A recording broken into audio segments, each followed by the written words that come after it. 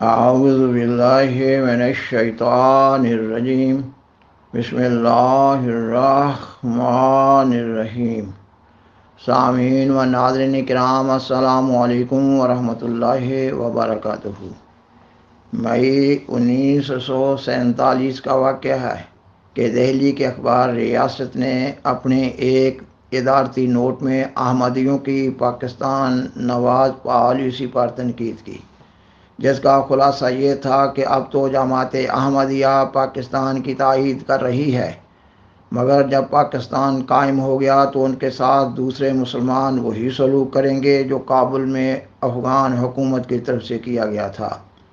جماعت احمدیہ کے دوسرے امام حضرت مرزا بشیر الدین محمود احمد رضی اللہ تعالیٰ عنہ کو جب اخبار ریاست کے ادارتی نوٹ کا علم ہوا تو آپ نے 16 مئی 1947 کو نماز مغرب کے بعد قادیان کے احباب جماعت سے خطاب فرمایا۔ آپ نے اپنی تقریر میں مطالبہ پاکستان کی معقولیت و ضرورت کو مختلف نقطہ نگاہ سے بڑی تفصیل سے بیان فرمایا۔ آپ نے فرمایا کہ مسلمان مظلوم ہیں، اس لیے ہم ہر صورت میں مظلوموں کے ساتھ ہو کر اپنے کام کو جاری رکھیں گے، خواہ ہمیں تختہ دار پر ہی لٹکا دیا جائے۔ خاکسار بیان کرتا ہے کہ جب آپ یہ فرما رہے ہوتے ہیں کہ مسلمان مظلوم ہیں اور ہم ہر صورت میں مظلوموں کا ساتھ دیں گے، تو آپ اپنے آپ کو مسلمانوں میں شامل سمجھتے ہوئے اپنا موقف بیان کر رہے ہوتے ہیں۔ اس کا مطلب یہ ہوتا ہے کہ ہم بعض دوسرے کانگریس نواز مسلمان علماء کی طرح پاکستان کے مطالبہ کے خلاف کسی قسم کا کوئی کام نہ کریں گے، نیز یہ کہ مسلمانوں کے حقوق و مفادات کا خیال رکھیں گے، خواہ ہمیں اس کے لیے کوئی بڑی سے بڑی قربانی کیوں نہ کرنی پڑے۔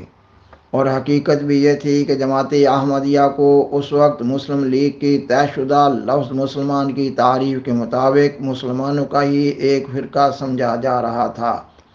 خاکسار اس پروگرام میں حضرت امام جماعت احمدیہ کی وہ بیان فرمودہ مذکورہ تقریر پیش کرنے جا رہا ہے۔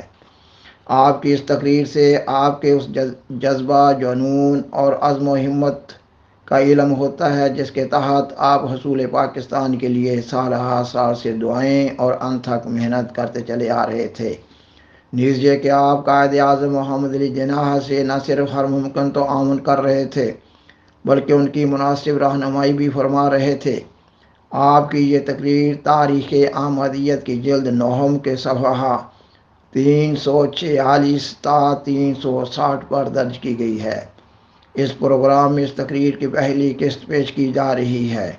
سامعین و ناظرین کرام، آپ نے فرمایا، آج مجھے ایک عزیز نے بتایا کہ دلی کے ایک اخبار نے لکھا ہے کہ احمدی اس وقت تو پاکستان کی حمایت کرتے ہیں، مگر ان کو وقت بھول گیا ہے جب ان کے ساتھ دوسرے مسلمانوں نے برے سلوک کیے تھے۔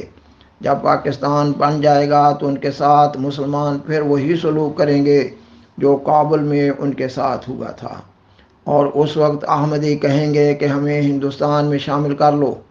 کہنے والے کی اس بات کو کئی پہلوؤں سے دیکھا جا سکتا ہے۔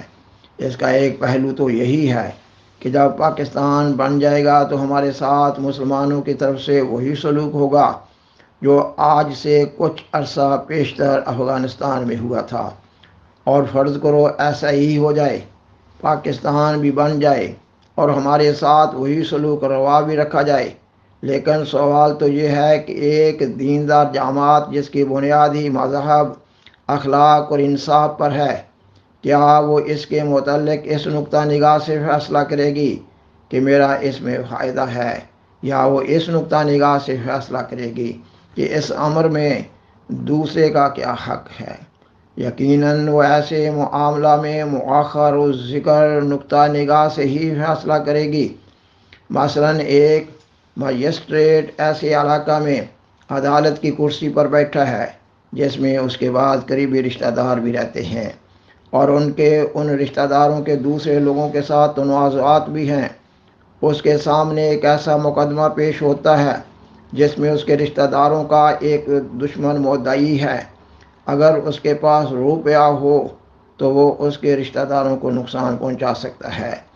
اگر یہ مجسٹریٹ اسی مدعی کے حق میں فیصلہ کر دے تو اس مدعی کے پاس روپیہ آ جاتا ہے اور پھر وہ اس مجسٹریٹ کے رشتہ داروں کو دیکھ کر سکتا ہے۔ تو کیا ایک دیانتدار مجسٹریٹ اس ڈر سے کہ کل کو یہ روپیہ ہمارے خلاف استعمال کرے گا اس حقدار مدعی کے خلاف فیصلہ کر دے گا؟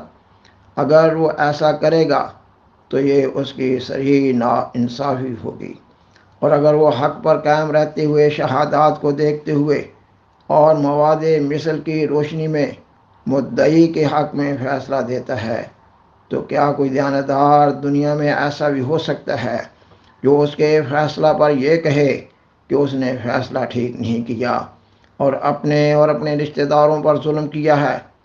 کوئی شریف اور دیانتدار مجسٹریٹ یہ نہیں کر سکتا کہ وہ کسی مقدمہ کا حصر اپنے آئندہ فوائد پر رکھے، اور کوئی دیانتدار مجسٹریٹ ایسا نہیں ہو سکتا جو مواد مثل کو نظر انداز کرتے ہوئے آنکھیں بند کر کے فیصلہ دے دے، بلکہ ایمانداری اور دیانتداری متقاضی ہے اس بات کی کہ وہ حق اور انصاف اور غیر جنبہ داری سے کام لے کر مقدمہ کا فیصلہ سنائے۔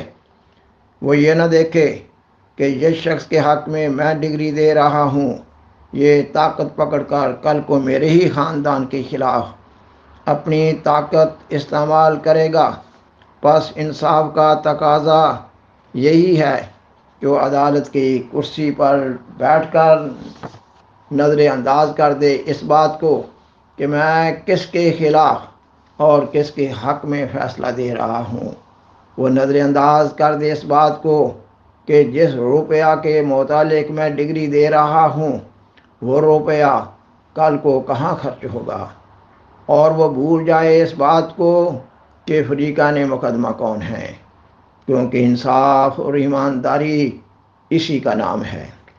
پس قطع نظر اس کے کہ مسلم لیگ والے پاکستان بننے کے بعد ہمارے ساتھ کیا سلوک کریں گے، وہ ہمارے ساتھ وہی کابل والا سلوک کریں گے یا اس سے بھی بدتر معاملہ کریں گے۔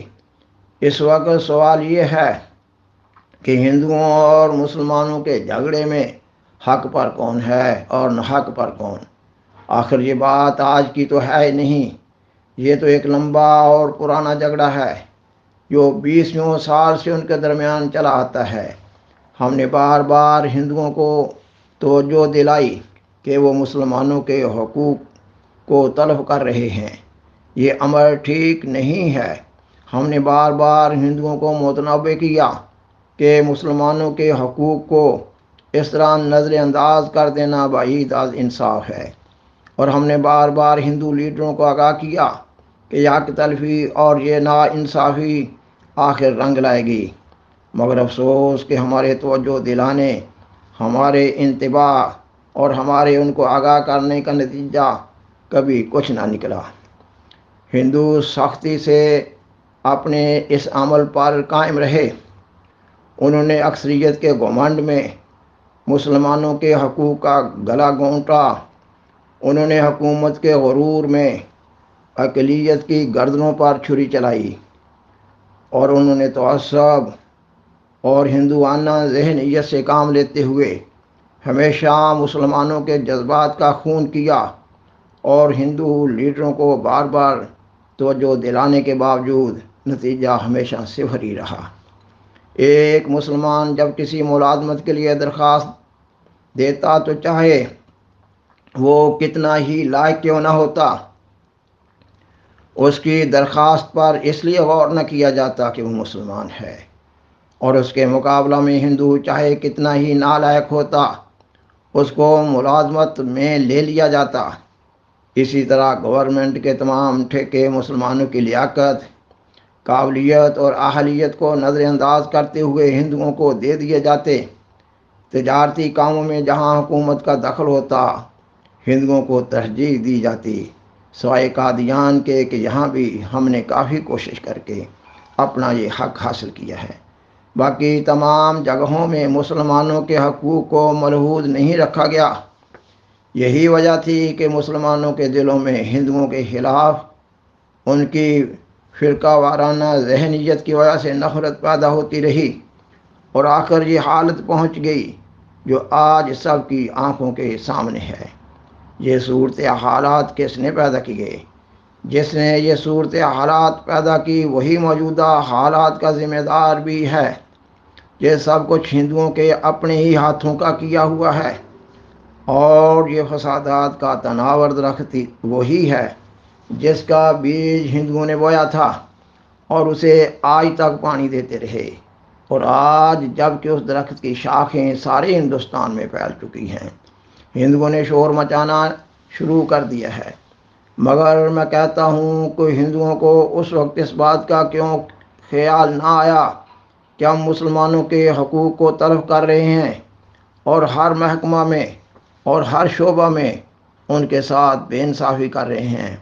مجھے 25 سال شور مچاتے اور ہندوؤں کو توجہ دلاتے ہو گئے ہیں کہ تمہارا یہ طریق آخر رنگ لائے بغیر نہ رہے گا، لیکن افسوس کہ میری آواز پر کسی نے کان نہ دھرا اور اپنی من مانی کرتے رہے، یہاں تک کہ جب ہمارا احرار سے جھگڑا تھا تو ہندوؤں نے احرار کی پیٹھ ٹھونکی اور حتی الوسع ان کی امداد کرتے رہے۔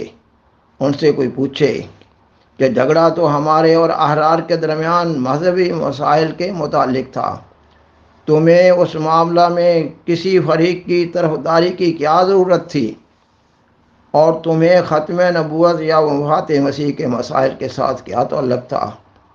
کیا تم محمد رسول اللہ صلی اللہ علیہ وسلم کے بعد نبوت کو بند مانتے تھے کہ ہمارے اجرائے نبوت کے عقیدہ پر تم برہم ہوئے تھے؟ خاکسار بیان کرتا ہے کہ سیدنا حضرت محمد صلی اللہ علیہ وسلم کے بعد اجرائے نبوت سے مراد آپ صلی اللہ علیہ وآلہ وسلم کی امت میں سے آپ صلی اللہ علیہ وسلم کے فیضان کے نتیجہ میں امتی نبی کا ہونا ہے۔ فرمایا، کیا تم حیات مسیح کے قائل تھے کہ ہماری طرف سے وفات مسیح کا مسئلہ پیش ہونے پر تم چراغ پا ہو گئے تھے؟ ہندوؤں کا ان مسائل کے ساتھ دور کا بھی تعلق نہ تھا۔ احرار کی طرف سے ہندو وکلاء مفت پیش ہوتے رہے۔ میں نے اس بارے میں پنڈت نہرو کے پاس اپنا آدمی بھیجا کہ آپ لوگوں کی احرار کے ساتھ ہمدردی کس بنا پر ہے اور یہ طرفداری کیوں کی جا رہی ہے؟ انہوں نے ہنس کر کہا، سیاسیات میں ایسا کرنا ہی پڑتا ہے۔ اب جن لوگوں کی ذہنیت اس قسم کی ہو ان سے بھلا کیا امید کی جا سکتی ہے؟ یہ جو کچھ آج کل ہو رہا ہے یہ سب گاندھی جی پنڈت نہرو کے ہاتھوں سے رکھی ہوئی بنیادوں پر ہو رہا ہے۔ سامعین و ناظرین کرام، سیدنا حضرت خلیفۃ المسیح ثانی رضی اللہ تعالیٰ عنہ کی یہ تقریر ابھی جاری ہے، بقیہ حصہ اگلی قسط میں پیش کیا جا رہا ہوگا انشاءاللہ تعالی۔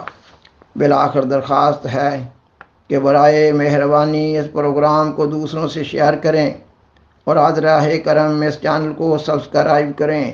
جزاکم اللہ تعالی احسن الجزا، وآخر دعوانا ان الحمد للہ رب العالمین، والسلام علیکم ورحمۃ اللہ وبرکاتہ۔ شکریہ۔